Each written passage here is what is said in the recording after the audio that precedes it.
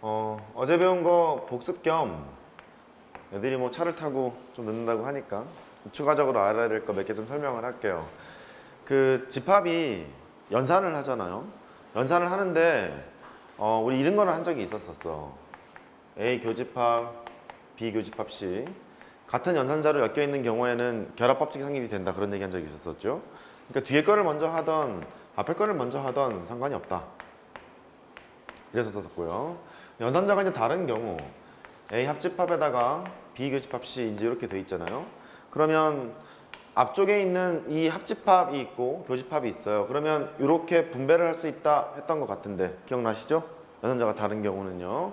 그럼 너는 A 합집합 B 이렇게 되고 교집합 A 합집합 C가 된다. 분배 법칙이 적용이 된다. 물론 얘가 뭐 이렇게 해도 돼요. A 교집합에다가 B 합집합 C를 하잖아요. 연산자가 다를 테니까 똑같이 분배하면 되거든. 똑같이 분배하면 돼서 너를 이렇게 분배하시면 돼. 이렇게 A 교집합 B에다가 합집합 A 교집합 C가 돼요. 선생님 그런데 이 상태로는 분배가 안 되나요? 이렇게 물으면 되기는 돼요. 해도 틀리지는 않아요. 틀리지는 않는데 굳이 할 필요가 없다는 소리야. 이해됐죠? 그러니까 연산자가 다른 경우에만 분배하는 게 좀 편하다 이렇게 생각하시면 되겠고 같은 경우에는 굳이 분배하지 않고 결합법칙을 적용하는 게 편할 것이다 그렇게 생각하면 되는 거예요. 됐죠? 오케이. 그 다음에 세 번째 가끔 이제 문제를 보면 뭐 이런 게 등장하곤 해요. 합집합으로 할까요? 합집합 C에다가 이렇게 있대요. 그러면 이거를 분석해봐라 하잖아요. 그러면 일단 차관사항은 복습이에요. A 빼기 B라는 거를 표시하고 싶대. 얘는 교집합과 여집합으로 표시할 수가 있잖아. A에다가 교집합, B 여집합 이렇게 표시할 수가 있어요. 그럼 너는 A에다가 빼기는 교집합으로 바꾸고 뒤에 있는 거 여집합으로 바꿀 거니까 B 합집합 C에다가 여집합 이렇게 되지 않겠어요? 됐죠? 그러니까 너는 A 교집합에다가 얘는 드물어가는 법칙을 써요. 그럼 B의 여집합, 교집합, C의 여집합 이렇게 되겠죠. 그러면 얘를 이제 분석할 때 연산자가 같잖아요. 연산자가 같으니까 결합법칙만 써도 괜찮아요. 그러니까 뒤에 거를 하거나 앞에 거를 하거나 이래도 되거든요. 근데 아까 내가 뭐라 그랬냐면 연산자가 같더라도 뭐 해도 좋다고? 분배를 해도 괜찮기는 하다고. 괜찮기는 하다고. 그러면 얘를 분배를 하잖니? A 교집합, B 여집합이 되고요. 교집합, A 교집합, C 여집합 이렇게 바뀌기도 하는 거예요. 여기까지 인지할 수 있죠? 그러면 너는 A 교집합, B 여집합이라는 것은 차집합으로 바꿀 수 있으니까 A 빼기 B로 바꿀 테고요. 교집합, A 빼기 C로 바꿀 테고요. 이렇게 바뀌기도 해요. 그럼 결론을 보잖아요. 그러면 이렇게 돼 있는 것이 이렇게 바뀔 수도 있어. 뭐 이런 얘기인 것 같지 않니?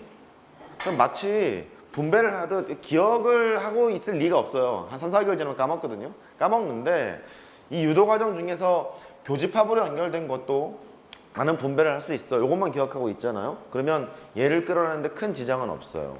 여기까지 됐죠? 근데 얘가 결론이 얘였거든. A 빼기에다가 B 합집합 C였었어요. 이렇게.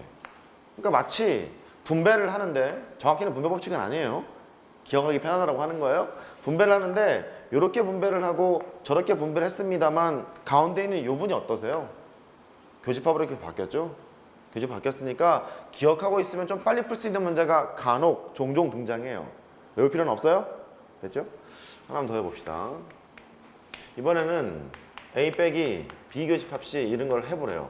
이렇게 하라고 하면 얘도 마찬가지인 것 같아. 차집합이라는 것은 교집합과 여집합으로 바꿀 수 있다 보니까 얘가 A 교집합이 되고 B 합집합 C에다가 여집합 이렇게 바꿀 수 있거든. 그럼 너는 말이다 A 교집합에다가 드모르간의 법칙을 써요. B의 여집합 잠깐 복습 중이란다. 교재 표시가 안 지으면 됩니다. 이렇게 바뀌겠죠. 그러면 똑같아요. 연산자가 교집합으로 연결이 돼 있더라도 필요하다면 분배 법칙을 적용시킬 수 있어. 이게 아까 했던 이론이었잖아. 네. 요거였군요. 요거였군요. 그래요. 이게 부산했기 때문에 좀 그래. 얘는 이렇게 되는 거죠. 이렇게 되는 거니까 얘는 때에 따라서는 이렇게 할 수도 있어요. A 교집합 B의 여집합에다가 어서 들어와. 차가 좀 늦어갖고 많이들 늦었지? 이렇게 바뀌기도 해요. 됐죠? 그러니까 너는 여기에 있는 A 교집합, B의 여집합이 있잖아. A 빼기 B가 되고요. 합집합 A 빼기 C가 되고요. 이렇게 바뀌기도 해요. 괜찮아요? 그러면 다시 결론을 써보자. 차집합이 내려왔잖아. A 빼기에다가 B 교집합 C가 있어요. 이렇게. 그러면 마치 분배하는 것처럼 얘를 통째로 분배를 할 거라고. 이렇게 한번 갈 거고 저렇게 한번 갈 거고. 가긴 가는데 여기에 있는 교집합 이 기호가 합집합으로 바뀌어서 이렇게 바뀔 수도 있다 예요. 괜찮아요?